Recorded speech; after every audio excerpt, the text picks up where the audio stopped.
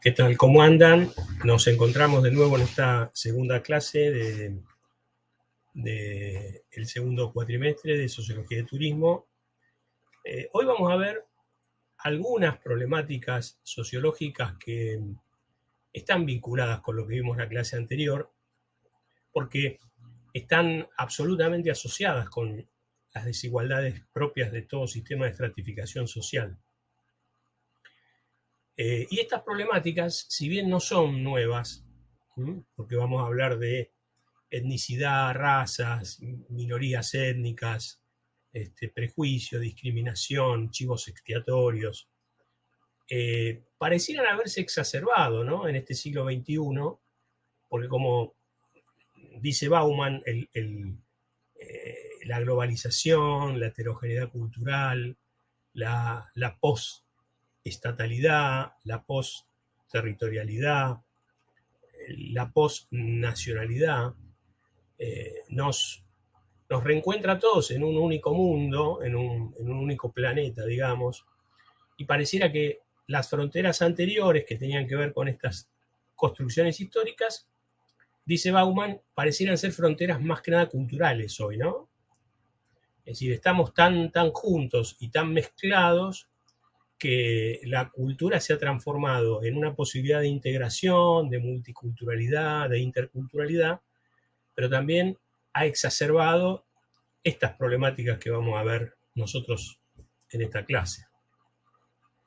Yo creo que basta ver la televisión y ver los canales de cable para asistir día a día a situaciones que tienen que ver con la violencia policial con los hombres de color en Norteamérica, en Estados Unidos, la persecución y la situación desfavorable, digamos, que tienen los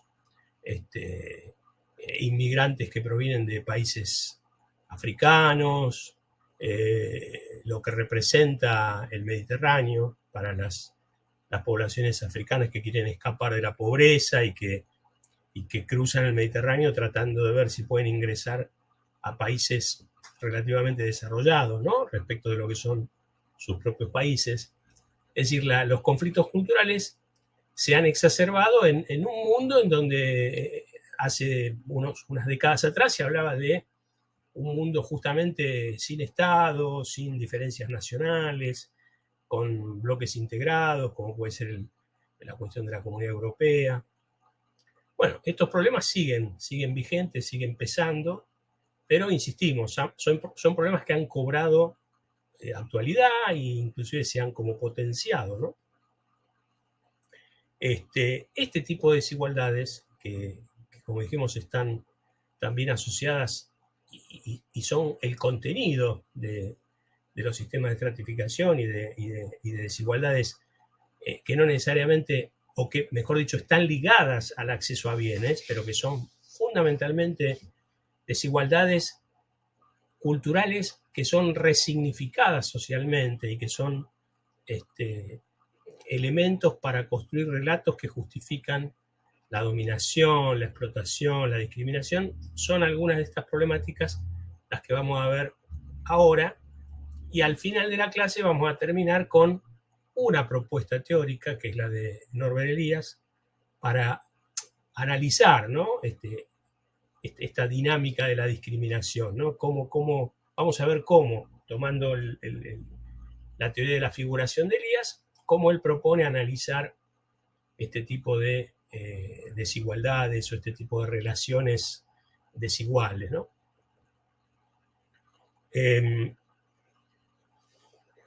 Lo que podríamos primero, entonces, digamos, como para ordenarnos un poco.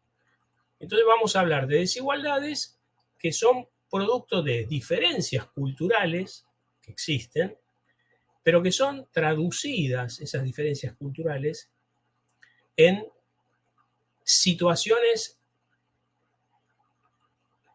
que provocan sojuzgamiento y sometimiento de aquellos grupos que son visiblemente diferentes a otros.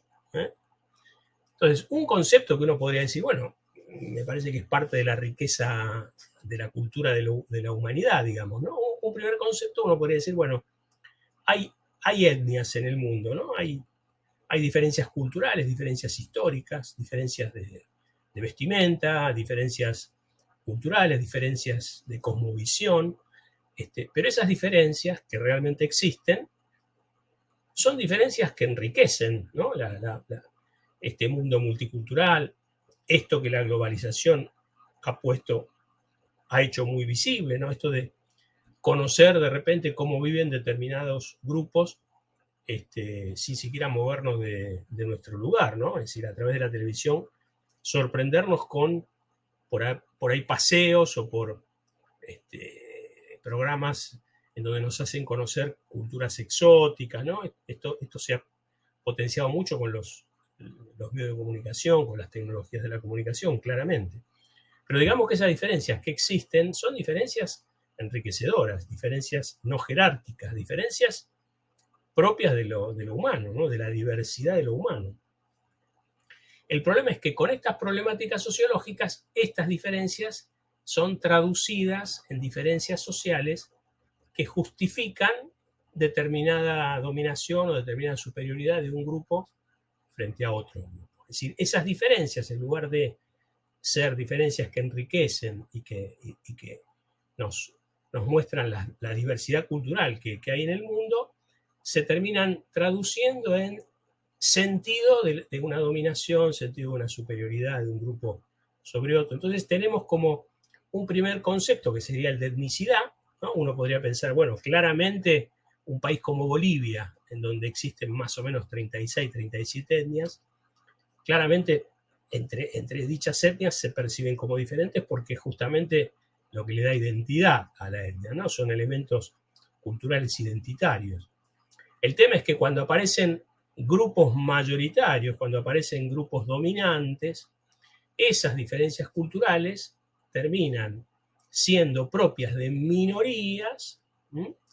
Que a partir de las diferencias son consideradas por los sectores dominantes en justificativas de la dominación, del aislamiento.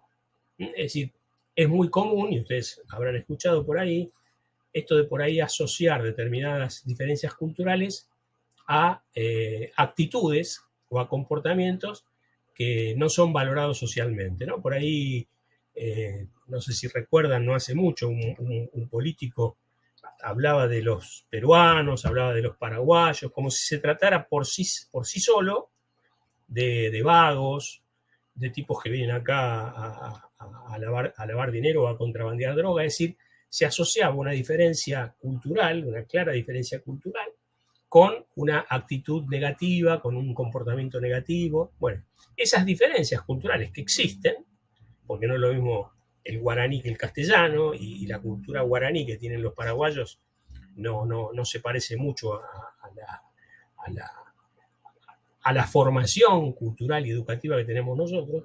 No quiere decir que eso necesariamente tenga que traducirse en vagancia, digamos, ¿no? Entonces, una primera diferenciación es esa. Mientras la multiplicidad étnica tiene que ver con la riqueza y con la diversidad, estas miradas propias de grupos dominantes o de sectores dominantes le dan un significado que justifica la dominación social de esos grupos. ¿Por qué? Porque se asocia determinada diferencia o determinada identidad cultural con comportamientos que son no valorados por los grupos dominantes.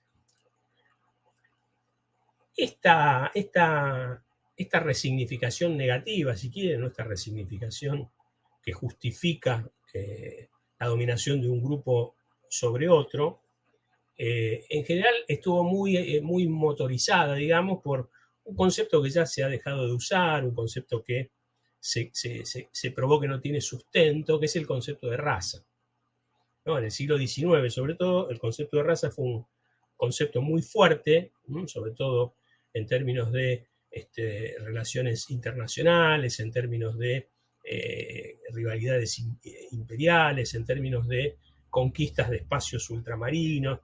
Es decir, había como cierta mirada etnocéntrica, ¿no? Otro término que tenemos que más o menos comprender y del que tenemos que apropiarnos. Es decir, cómo la mirada etnocentrista nos hace creer que somos ombligo del mundo, ¿no? Por ejemplo, la Europa de la modernidad de alguna manera pensó eso respecto a los países que conquistaba y que descubría, ¿no? Pensemos, sin ir más lejos, en el imperio español, en el imperio británico, esto de pensar a esos países que se descubrían como países incultos, incivilizados, si se quiere, esto de civilización y barbarie que marcó mucho nuestra propia historia, tiene que ver con eso. Bueno, el concepto de raza fue un concepto que motorizó, ¿no?, cierto etnocentrismo y cierta diferenciación y jerarquización cultural, en donde había, digamos, un occidente civilizado frente a el resto del mundo bárbaro, incivilizado, atrasado.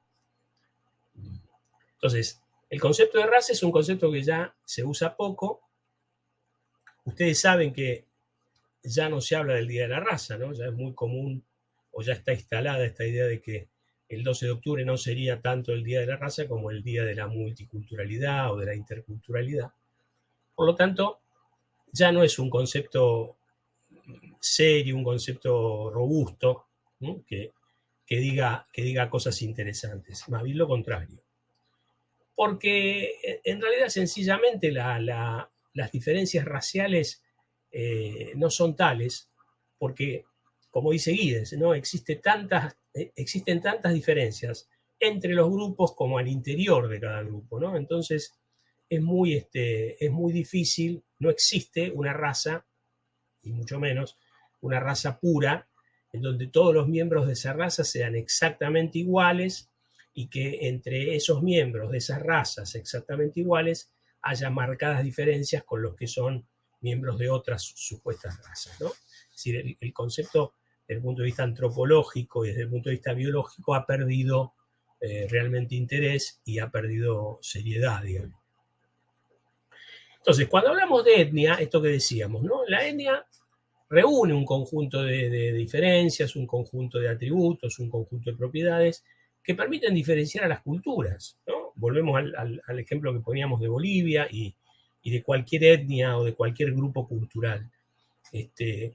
Los grupos culturales son diferentes, son diversos, tienen historias diferentes, modas diferentes, héroes diferentes, mártires diferentes, interpretaciones diferentes acerca del mundo, soluciones en algún punto diferentes, organizaciones sociales por ahí en algún punto diferentes, más allá de que puede haber cuestiones producto de la modernidad que se ve, ¿no?, que son comunes, puede haber, no quiere decir que no haya cuestiones compartidas, sobre todo en términos, por ejemplo, de institucionalidad política, digamos, ¿no? Pero en general, lo étnico muestra diferencias que son enriquecedoras y que hablan de la diversidad cultural.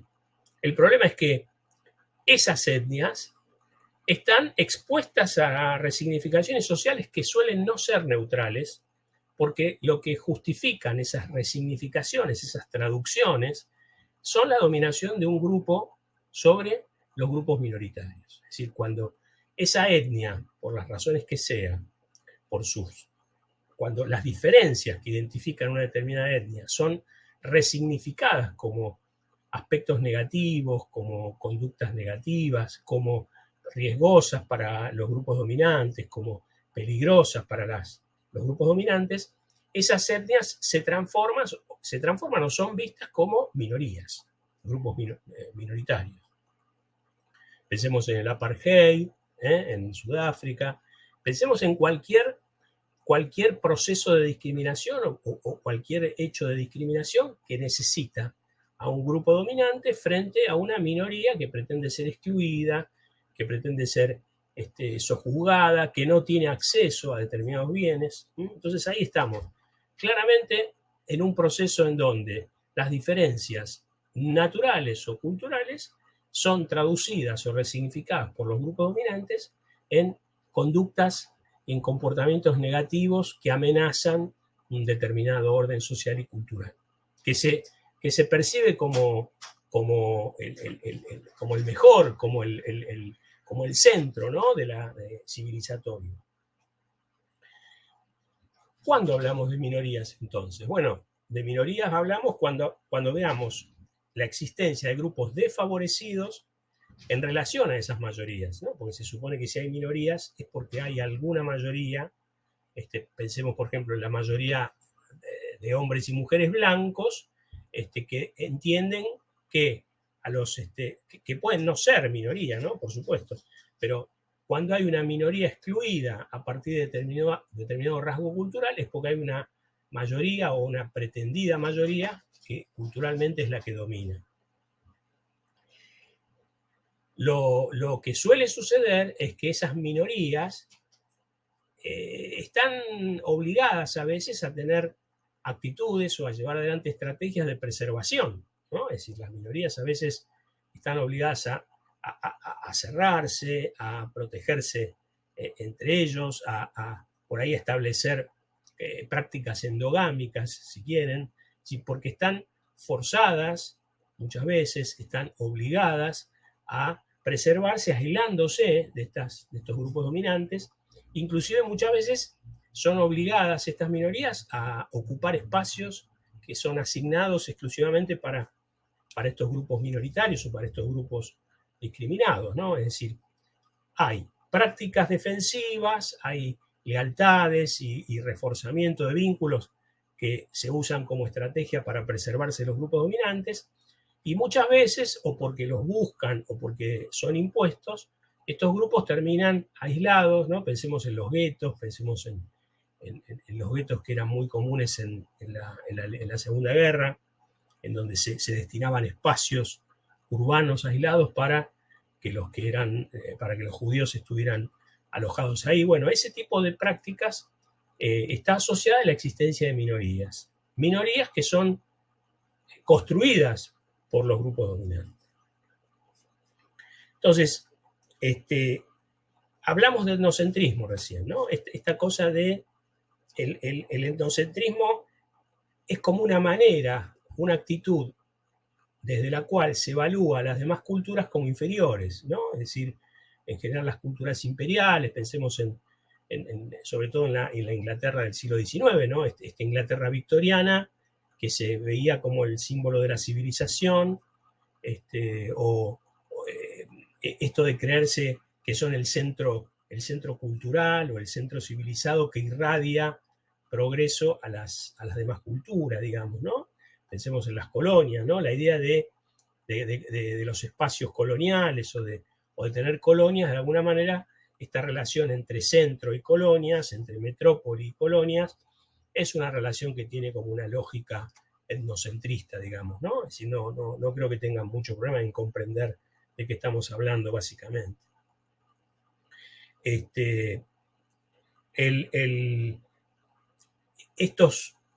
Estas culturas etnocéntricas suelen recurrir, como dijimos antes, a dispositivos de exclusión, ¿no? Pensemos en el apartheid en Sudáfrica, en la segregación en Estados Unidos, y cómo desde estos dispositivos de exclusión, claramente volvemos a los temas que vimos en la clase pasada, ¿no? Es decir, si son grupos excluidos, si son grupos percibidos como amenazantes, si son grupos percibidos como un peligro para la sociedad, si son grupos considerados poco calificados para llevar adelante determinadas tareas, determinadas labores, finalmente terminan no teniendo acceso a determinados bienes, ¿sí?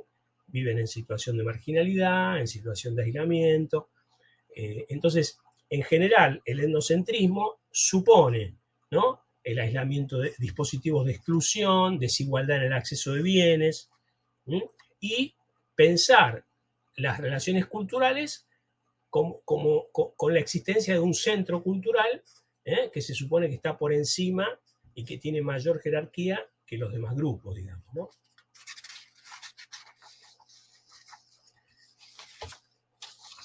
¿De qué hablamos cuando hablamos de prejuicio y discriminación, ¿no? Es decir, una práctica o dos prácticas muy conocidas y muy instaladas en el mundo hoy son el prejuicio y la discriminación, que vienen de lo que acabamos de decir, ¿no? Cuando hay una percepción de superioridad cultural frente a las minorías o frente a los grupos excluidos, hay como un sustrato de prejuicio que puede transformarse en discriminación. Y es importante tener en claro estas diferencias, ¿no? Cuando hablamos de prejuicio, en realidad nos estamos refiriendo a opiniones preconcebidas que tenemos todos, ¿no? Negativas o positivas. Podemos tener un prejuicio negativo respecto de algo, ¿no? Es un vago, o son todos vagos, o podemos tener un prejuicio positivo. Este tipo es un genio, en general los negros son atletas de élite, atletas excelsos, que corren con una plasticidad que no tenemos los blancos. A veces esos prejuicios existen y casi siempre existen y muchas veces se nos escapan esas opiniones preconcebidas o esas opiniones prematuras, ¿no? Que después podemos revisar y podemos darnos cuenta de que no es así, sobre determinados grupos, ¿no? Podemos tener esa opinión preconcebida, negativa o positiva sobre grupos. La diferencia que tiene el prejuicio con la discriminación es que la discriminación sería algo así como, si quieren, como una puesta en acto del prejuicio, ¿no? Es decir, yo tengo una opinión negativa del hombre de color, o de los negros, o de los judíos, y esa opinión negativa se traduce en una acción, en una conducta discriminatoria. Los llevo a campos de concentración, los aíslo en un gueto, destino barrios para ellos, prohíbo que viajen sentados en los colectivos, establezco escuelas para ellos, a diferencia de las escuelas blancas. Entonces, el prejuicio, en general van juntas, ¿no? No estamos diciendo que no vayan juntas, ¿no? En general, todo acto discriminatorio tiene un relato que lo justifica, un prejuicio, una opinión previa, una opinión preconcebida, por formación, por tradición, por educación. Pero en general, no necesariamente, a veces, todos los que podemos llegar a tener algún prejuicio terminamos siendo discriminatorios con relación a esos grupos a los que prejuzgamos.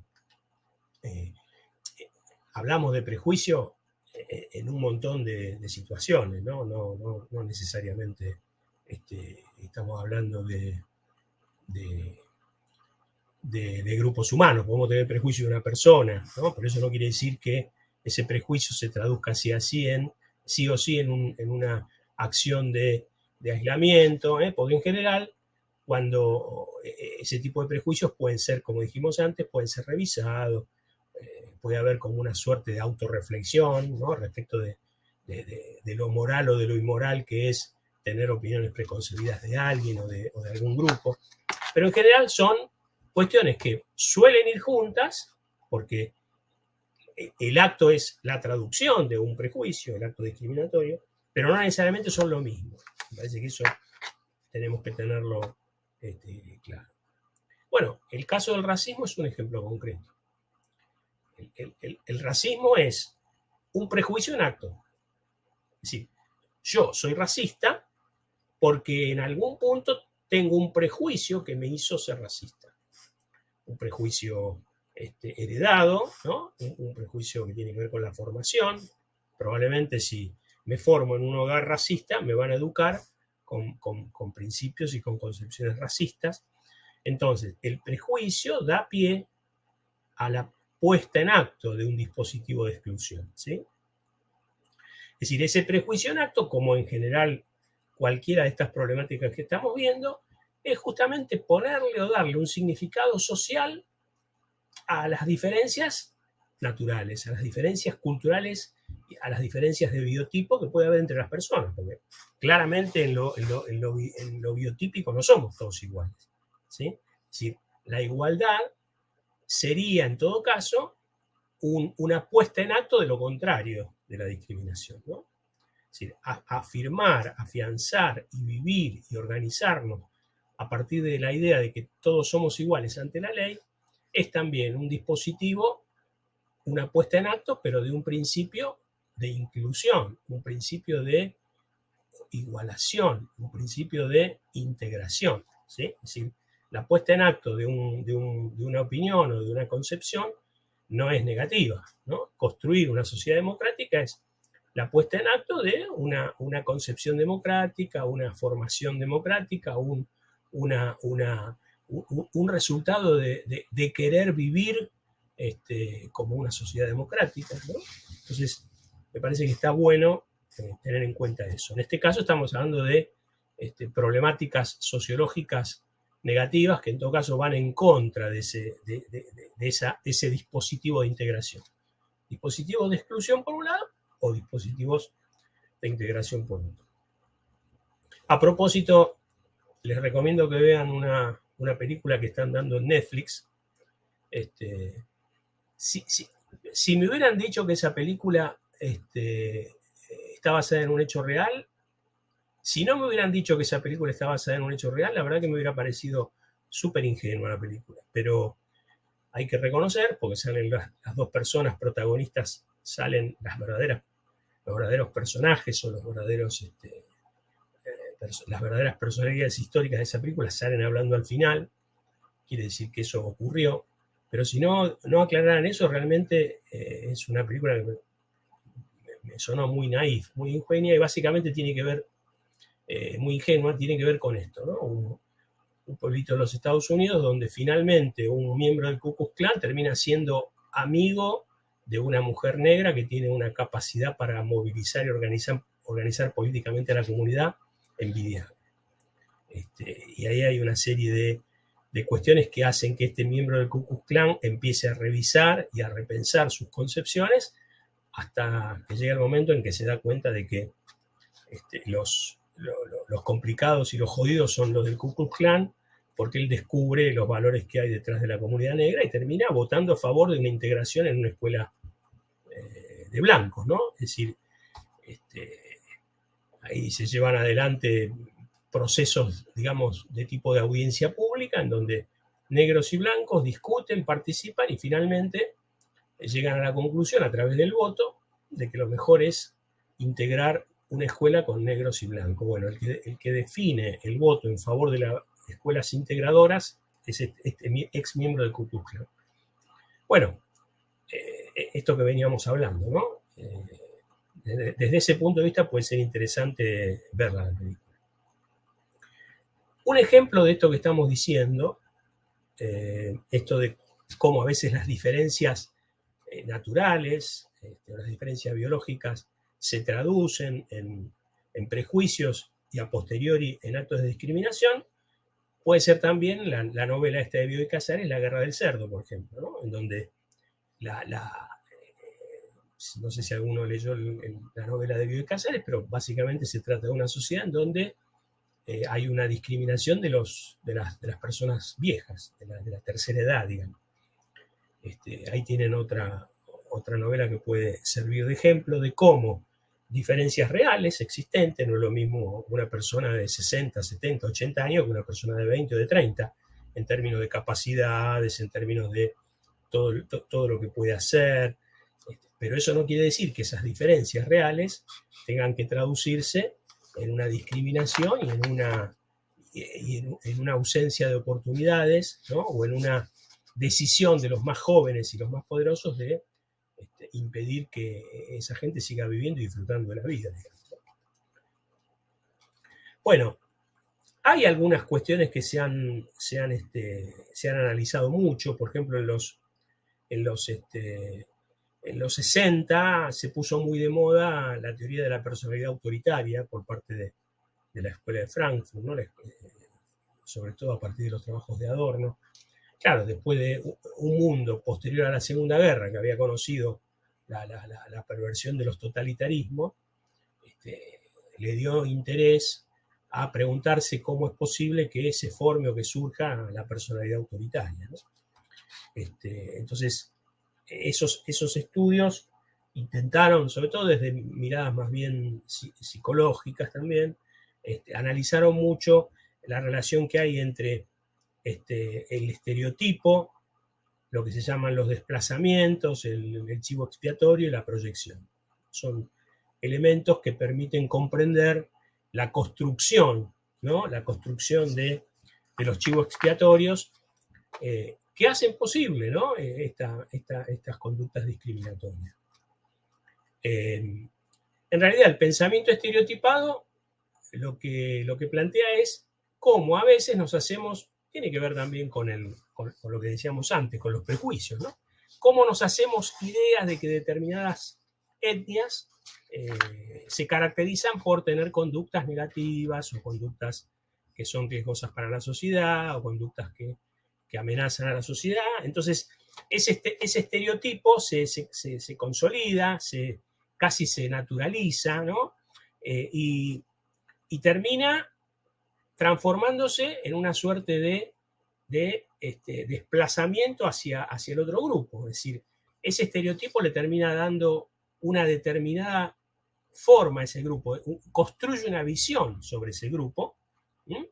Y en situaciones de crisis, en situaciones de competencia por los bienes, en situaciones de competencia incluso por los bienes, por el trabajo, por el dinero, es decir, en situaciones de competencia entre grupos que están sufriendo determinadas crisis, aparece esta idea del chivo expiatorio, que es echarle al otro grupo las culpas de nuestras propias miserias o de nuestras propias necesidades o de nuestras propias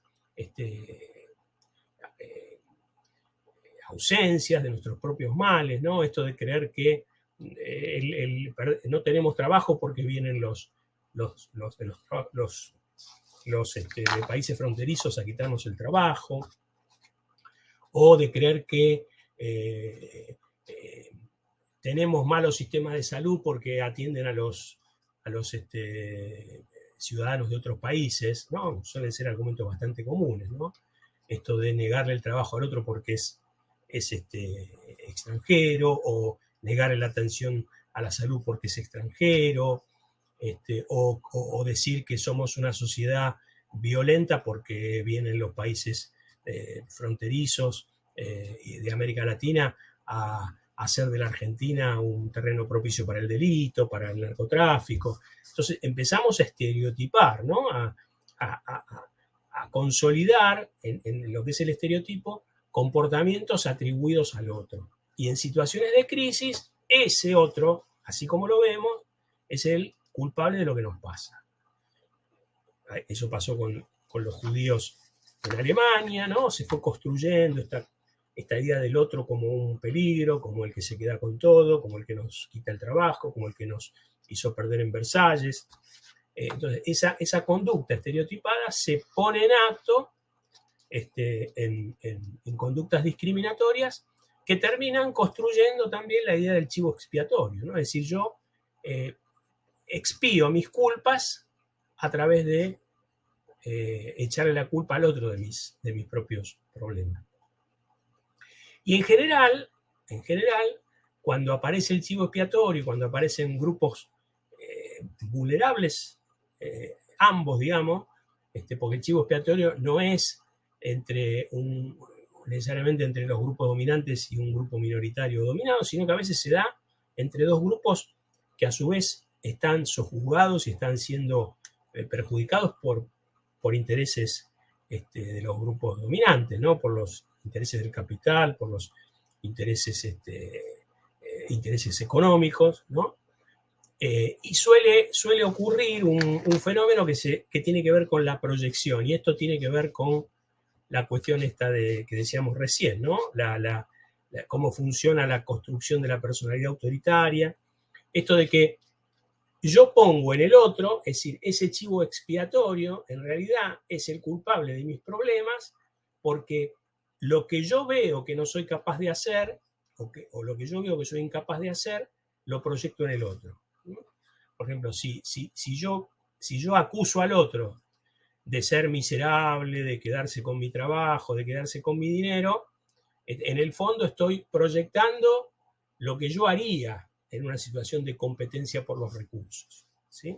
Si poner en el otro o construir en el otro una imagen que proyecto de mí mismo, ¿no? Ese es a eso nos referimos cuando hablamos de proyección. Entonces, el estereotipo, el desplazamiento, el chivo expiatorio y la proyección son parte de ese proceso de construcción de sociedades autoritarias, de construcción de dinámicas discriminadoras.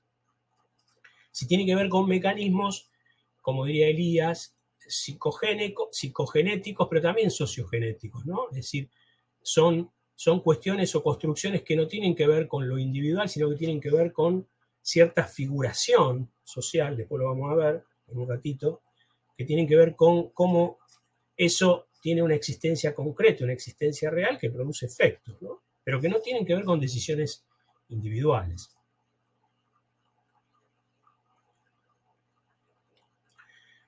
Otra película que es interesante, si alguno la puede ver,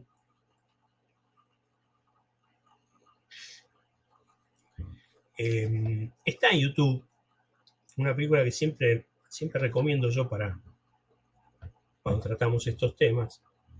Es una película de los años 60 que se llama Matar al Ruiseñor. Una película en blanco y negro, trabaja Gregory Peck, y algún actor ahora que se me escapa el nombre, pero el personaje protagónico, el actor protagónico es Gregory Peck, y se trata de un abogado muy principista, un abogado súper moralista que defiende a un negro en el sur de los Estados Unidos al que se lo acusa de haber querido violar a una mujer blanca. En general, el abogado es muy, además de inteligente, es un apasionado y un convencido de la igualdad y de la necesidad de terminar con la discriminación en ese pueblo, en esa comunidad. Pero lo que muestra o lo que permite ver ese argumento es cómo el blanco proyecta sobre el negro, sobre la gente de color, sobre los varones, sobre los machos negros, proyecta sus propios deseos sexuales para con las mujeres. En general, en algunas teorías que intentaban, desde esta idea del chivo expiatorio y de la proyección, algunas teorías que explicaban el racismo en los Estados Unidos ponían énfasis en esto porque decían que los negros tenían aptitudes sexuales que los hacía querer avanzar sobre las mujeres y sobre todo con las mujeres blancas, ¿no? Entonces, esa manera de ver al negro, al hombre de color, como un macho viril, en realidad era el propio deseo del blanco que se proyectaba en el negro y esa proyección se transformaba a su vez en una amenaza para las mujeres blancas, ¿no? Es decir, ahí hay un caso típico de cómo funciona esta idea de la proyección. El deseo que se ponía en el negro, en general, era como un deseo, si quieren, reprimido del hombre blanco, que en la medida en que tuviera posibilidades haría lo mismo que él le atribuye al negro. Bueno, entonces, esta cuestión que tiene que ver con los dispositivos de exclusión, con los dispositivos con las conductas discriminatorias, que recuerden que tiene que ver con, bueno, esto que Elías llama la sociodinámica de la discriminación, ¿no? Aparecen diferencias, esas diferencias son investidas de sentido, son construcciones sociales que permiten, desde determinados relatos, traducirlas en diferencias sociales que se pueden visualizar como amenazas, que se pueden visualizar como conductas negativas, y ese proceso discriminatorio, en general, está asociado a la construcción de estos conceptos o a una dinámica en donde estos conceptos suelen estar ahí operando, digamos, ¿no? Este tema del estereotipo, este tema del chivo expiatorio, este tema de la proyección, ¿no? Muchos de ellos son explicaciones que fueron muy fuertes allá en los años 60 para explicar sobre todo el racismo en los Estados Unidos. Acuérdense que es una década absolutamente fuerte en términos de racismo, y sobre todo después de haber vivido experiencias autoritarias y totalitarias con campos de exterminio en Alemania. Bueno, fue una época en donde caló muy hondo todo este tipo de problemáticas a las que la sociología y la psicología social intentaron responder, digamos, ¿no? Bueno, seguramente tendrán preguntas para hacer. Ahí Gabriela, Libra y Hernán podrán ayudarlos a resolverlas.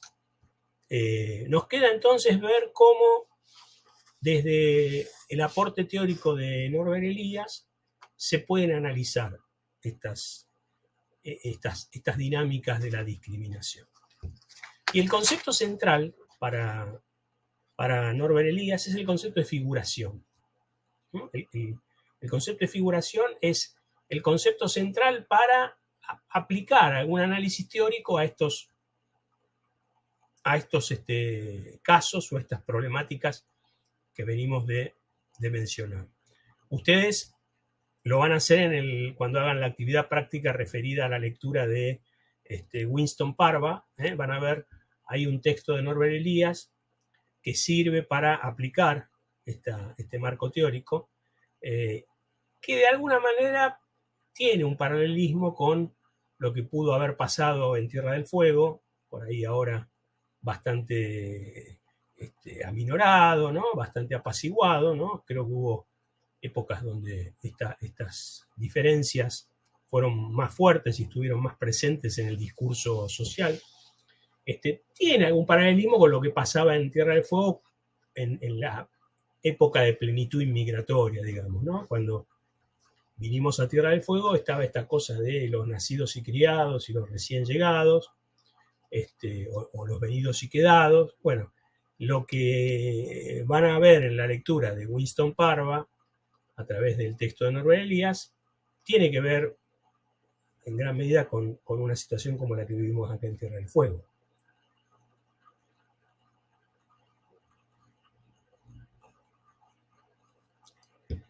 ¿En qué consiste el concepto de figuración? Bueno, en primer lugar lo que tenemos que decir es que Elias es un sociólogo que lo podríamos ubicar del lado de Giddens, ¿no? Si de un lado habíamos visto a Durkheim, de un lado habíamos visto a los funcionalistas, y de un lado habíamos visto a Weber, poniéndolo a Weber del lado de la acción, o a Schutz, si quieren, Weber, Schutz, Durkheim, los funcionalistas. Mientras de ese lado están Weber, Schutz, Durkheim y los funcionalistas, de este lado está Elias junto con Giddens. ¿Por qué? Porque mientras Weber y Schutz enfatizan más la cuestión de la acción social desde el punto de vista del individuo, del sentido de la acción, y mientras Durkheim y los funcionalistas están más del lado de las estructuras, del lado de las totalidades sociales, lo interesante en Norbert Elias, así como en Giddens, es que para él no puede haber sociología que no tenga en cuenta la interdependencia que hay entre individuo y sociedad. Es decir, Elias es un sociólogo, si quieren, relacional, un sociólogo que hace dialogar al individuo con la sociedad, igual que Giddens, en algún punto, si quieren, Bourdieu también, pero a Elias lo ponemos en ese lado, ¿no? Inclusive él lo dice explícitamente, no puede haber sociología si nos quedamos analizando comportamientos individuales, conductas individuales, ¿no? En clara contraposición al behaviorismo, ¿no? Norteamericano, al conductismo. Es decir, para Elias la sociología es pararse en la interdependencia que existe entre el individuo y la sociedad. Si quieren, tiene que ver un poco se relaciona con la dialéctica que vimos de Berger y Luhmann, se relaciona con lo que Morin llama este principio hologramático, ¿no? Esta relación que hay entre las partes y el todo, ¿no? Esto de que el todo es más que la suma de las partes, esta idea de que en las partes está el todo y el todo está en las partes, o mejor dicho, en el todo están las partes y en las partes está el todo, ¿no? Esto de que en una gota del océano Atlántico está contenido todo el océano Atlántico, digamos. Tiene que ver también con la dualidad de estructura de Giddens que vimos, ¿no? Esta idea de que la estructura existe también en la medida en que los sujetos ponen desarrollan sus prácticas, ¿no? Como que no hay una estructura separada de las prácticas de sujetos diestros, ¿no? Del obrar humano, digamos. Entonces, en esa línea, en ese ámbito de relación, de interdependencia, podemos entender el concepto de figuración de Elías. Es decir, esa dialéctica o esa interdependencia entre el individuo y la sociedad constituye el mundo de lo humano para Elías, el universo de lo humano. Lo humano son las dos cosas. Por eso me parece que está bueno recordar esta cuestión de Beryl, Luhmann, de Giddens. Morin es un agregado, no lo vamos a ver, pero la complejidad de Morin tiene que ver con esto, ¿no? ¿Cómo define Elías la idea de figuración? Bueno, Elías la define de esta manera. Es un modelo cambiante que constituyen los jugadores. Los jugadores, después van a ver por qué habla de los jugadores.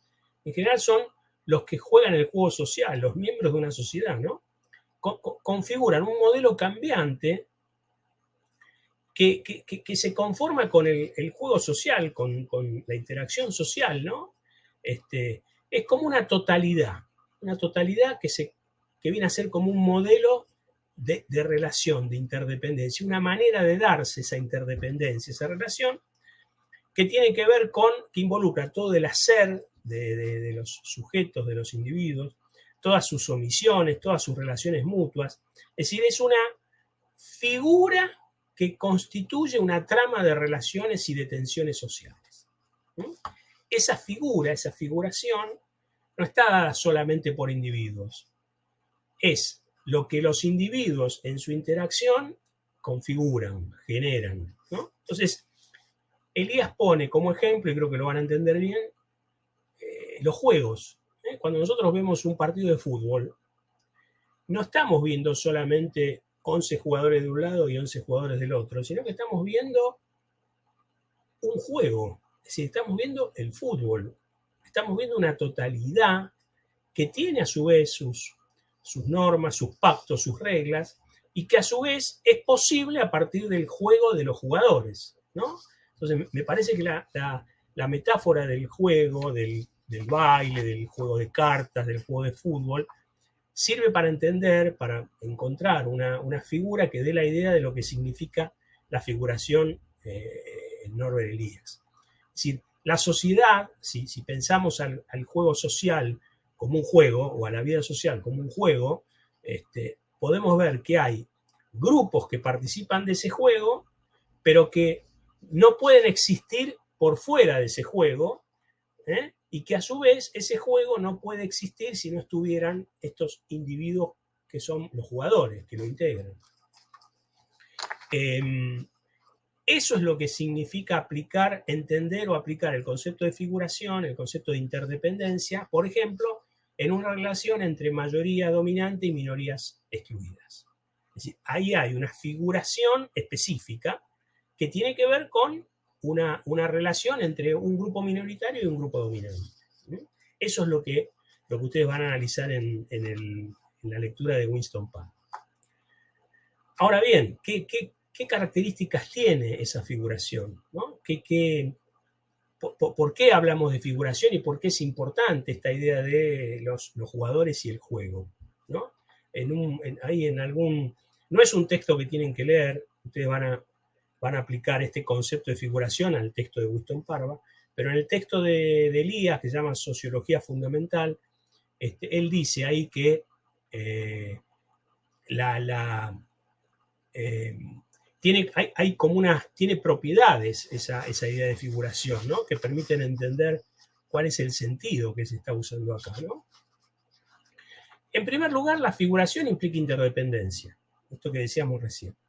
No puede haber sociedad sin individuos, pero no puede haber individuos si también no hay al mismo tiempo una suerte de, como él lo llama, una suerte de estructura o normativa pactada, es decir, el juego de lo social, cualquier juego, implica un reglamento, es decir, hay jugadores que se tienen que adaptar y que tienen que jugar en función de lo que dice el reglamento. Ahora, ese reglamento es parte del juego que tienen que jugar los jugadores. Si no hubiera jugadores, hay un reglamento escrito que no nos dice nada. No podemos hablar de interdependencia leyendo el reglamento nada más. La interdependencia se produce cuando ese reglamento es puesto en acto, puesto en acción por parte de los jugadores. De alguna manera lo que está haciendo Elías es volver a plantear bajo otras categorías la relación entre estructura y sujeto, entre estructura y agente. Está básicamente planteando desde otra mirada y con otra categoría algo similar a lo que dice Giddens. Si por eso al principio ubicábamos a Elías junto con Giddens, por lo menos de los sociólogos que vimos, ¿no? Sociólogos, como lo llamaba Woolcourf, relacionales, ¿no? Una sociología relacional. Entonces, la interdependencia es una característica típica y propia de la figuración. Ahora, otra característica, otra propiedad que tiene esta figuración es que es real y concreta.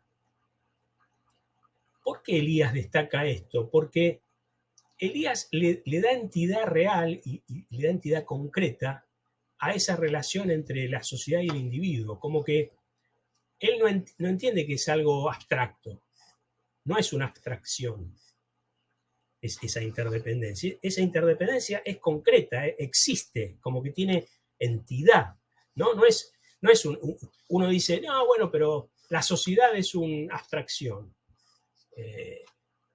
Es una abstracción, pero para Elías eso es lo que permite entender y comprender lo social. Eso es lo que hay que tratar de interpretar.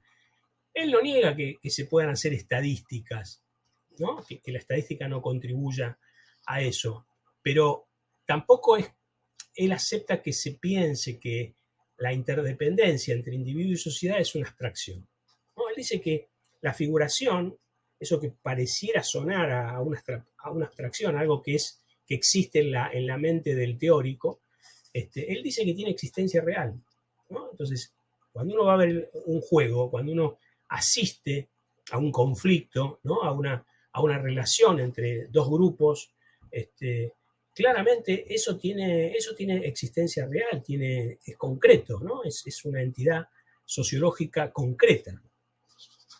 No es algo abstracto y teórico, es algo que podemos, yo diría, por ahí no quiero parecer un positivista, pero real, concreto en la medida en que se puede analizar, ¿no? Que se puede casi ver.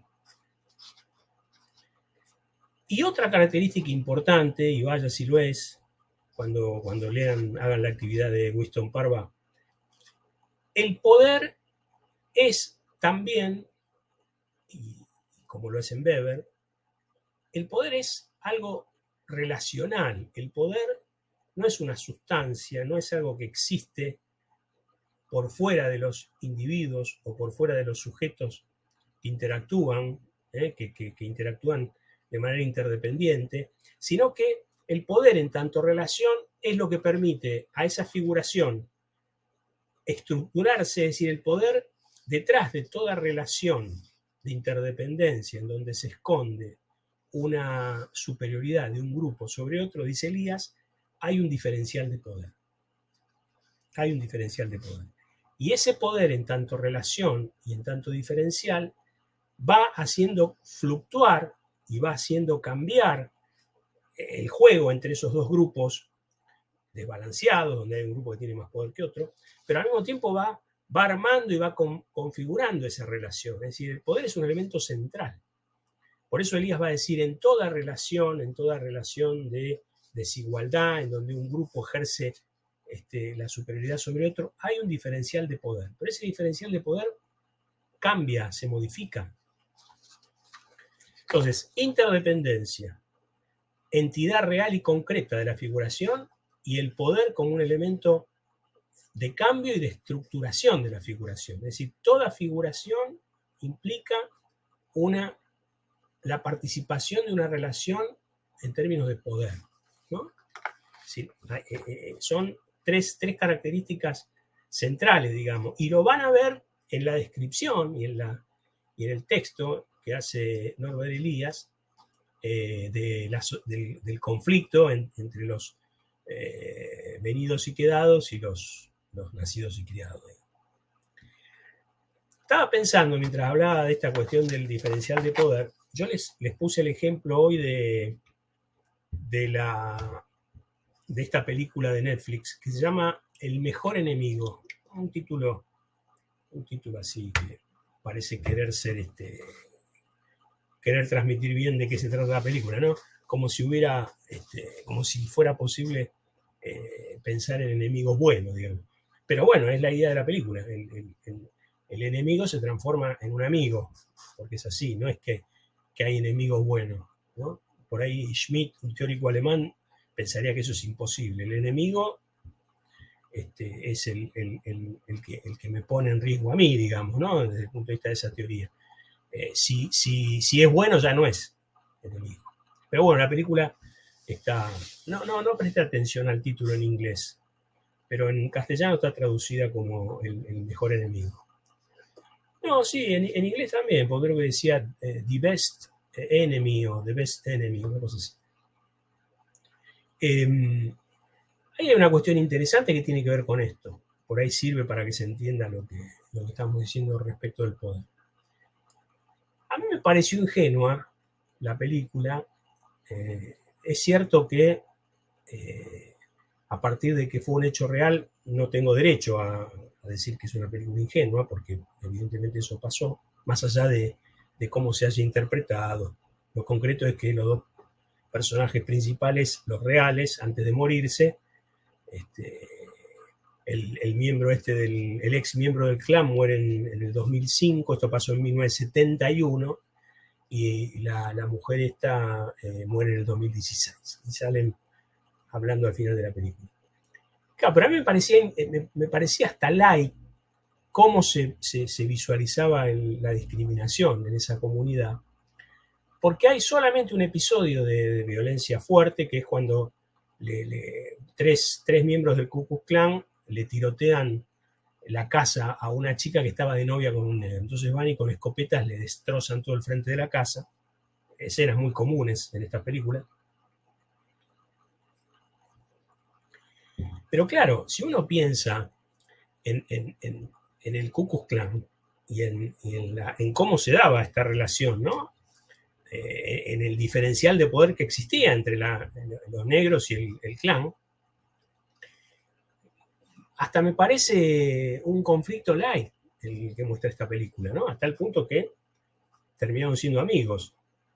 Y claro, me parece que eso tiene que ver, primero, con que es una comunidad, no es Mississippi, por ejemplo, es una comunidad muy pequeña de los Estados Unidos, pero el conflicto, más allá de esa escena inicial, el conflicto me pareció muy light. Es decir, fue posible hacer todo, hacer audiencias públicas, procesos participativos, donde se discutiera entre negros y blancos, donde se llegaran a conclusiones entre los dos, donde finalmente se votara, más allá de que se intentó manipular los votos y presionar a los blancos para que no voten a favor de los negros. Bueno, eso pasaba, en la película lo muestra, pero me parecía que era un conflicto bastante light. Y claro, me puse a pensar que tal vez eso haya tenido que ver con la época. Estamos hablando de 1971. En 1971 ya estaba la ley de sancionada de derechos civiles, prácticamente desde que muere Kennedy hasta casi 1971, aunque está Nixon en esa época, pero Johnson muere Kennedy, lo reemplaza y después es reelecto, y justamente una de las razones por la cual lo reeligen a Johnson es porque logra aprobar la sanción de los derechos civiles. Lo que entiendo yo es que la sanción de los derechos civiles en 1971 ya había modificado el diferencial de poder entre estos dos grupos. Es decir, no es lo mismo el conflicto en los años 60, en donde prácticamente no entre comillas, la minoría negra intenta empoderarse, intenta construir poder, tratando de hacer movilizaciones, concientizando a la gente acerca de los derechos civiles, inclusive hasta mostrando un bando más dialoguista y otro bando más violento, ¿no? En términos de del Black Power, ¿no? Pero claramente en los 70, con la ley sancionada de derechos civiles, ya el diferencial de poder claramente se había modificado. El Ku Klux Klan ya estaba siendo, si ya no estaba prohibido en esa época, estaba siendo totalmente perseguido y se lo estaba tratando de desactivar, sobre todo después del crimen de estos 3 militantes en los años 60. Había habido un movimiento contracultural, el hipismo, había habido un movimiento antiguerra de Vietnam. Es decir, la sociedad norteamericana, lo digo toda, ya había tomado conciencia de que determinada desigualdad o determinada discriminación o determinado tipo de racismo no era tolerable. Entonces me parece que tiene que ver, y es un ejemplo que sirve para esto de Elías, ¿no? Es decir, y lo van a ver que en el texto de Winston Parva lo dice, el diferencial de poder es fluctuante porque justamente tiene que ver con estas dinámicas sociopolíticas, ¿no? Si cuando la minoría construye poder, claramente ese diferencial de poder en la relación entre un grupo y otro se modifica.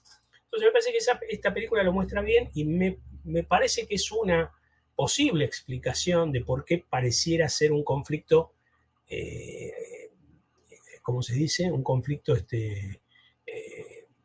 debilitado, un conflicto ya no tan exacerbado como lo fue en los 60 o como lo era antes de los 60, ¿no? En la época de Rosa Parks, en los 50. Sí, creo que tiene que ver con eso. Y ahí se ve claramente esto que dice Elías, ¿no? Como el diferencial de poder que está presente y que es la clave de la explicación, más allá del relato discriminatorio y racista. Claramente un grupo le hace sentir el poder al otro, ¿no? Maneja las normas, maneja las leyes, establece lo que se puede y lo que no se puede, decide que hay baños para unos, hay baños para otros, no se puede. Es decir, todo a favor tiene los blancos. Bueno, eso se va a ir alterando a partir de qué? Y a partir de la organización de los grupos minoritarios y de cómo los grupos minoritarios, en lugar de qué, en lugar de autopreservarse, aislarse y aceptar determinados barrios y determinada exclusión, sale en procura de empoderarse y de tratar de alterar ese diferencial de poder que en los años 70 ya empieza a ser favorable a estos grupos, ¿no? Porque hoy uno tiende a pensar que son grupos larvados, ¿no? Los grupos estos racistas que hay en los Estados Unidos, por supuesto que puede haber sobrevivencia de algunos grupos radicalizados, racistas radicalizados, pero pareciera que la cosa ya está mucho más aliviada. Bueno, de hecho, llegó a haber un presidente negro en Estados Unidos. Entonces, de alguna manera, me parece que es el ejemplo que estamos poniendo tiene que ver con esto que estábamos diciendo. Entonces, pondríamos fin a la clase acá.